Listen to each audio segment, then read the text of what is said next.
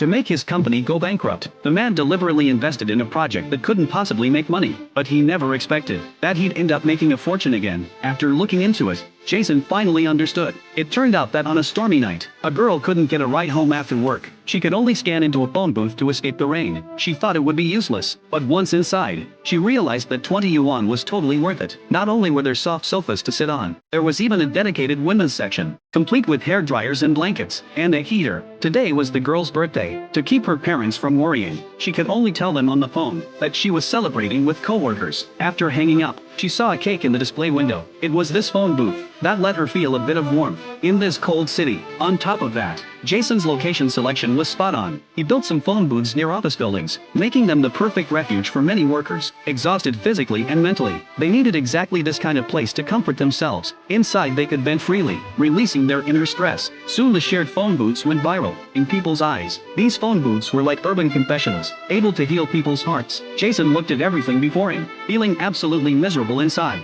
He couldn't help but rush into a phone booth to let it all out. At this point, he still held on to hope, thinking the sloth gym definitely wouldn't make money. But when he arrived at the gym, he found it packed with customers. Some were drinking tea and chatting, some were playing mahjong. There was even a section specifically for treating insomnia, and they'd set up an emotional venting zone. Jason looked at everything before him, so shocked he fell straight to the ground. He couldn't understand how things turned out this way. These were supposed to be guaranteed money-losing projects. How did they all start making money? So he called all the managers over, demanding to know what was going on. Why were these projects doing so well? And he knew nothing about it. What made him even more desperate was that the shared phone booths had become a franchise model. One distributor had invested in 18 phone booths. Jason was in complete despair. When he learned the phone booth investor was his competitor, he went straight to confront him, not understanding why he'd invest in his projects. But Lee sure felt that investing alongside Jason made money. So no matter what industry Jason invested in, he would definitely follow. Now all the projects were making money. Only the web novel platform was still losing money. Jason found Sibo to ask about progress. Sibo said the author's articles weren't getting good numbers. Just as Jason was getting excited,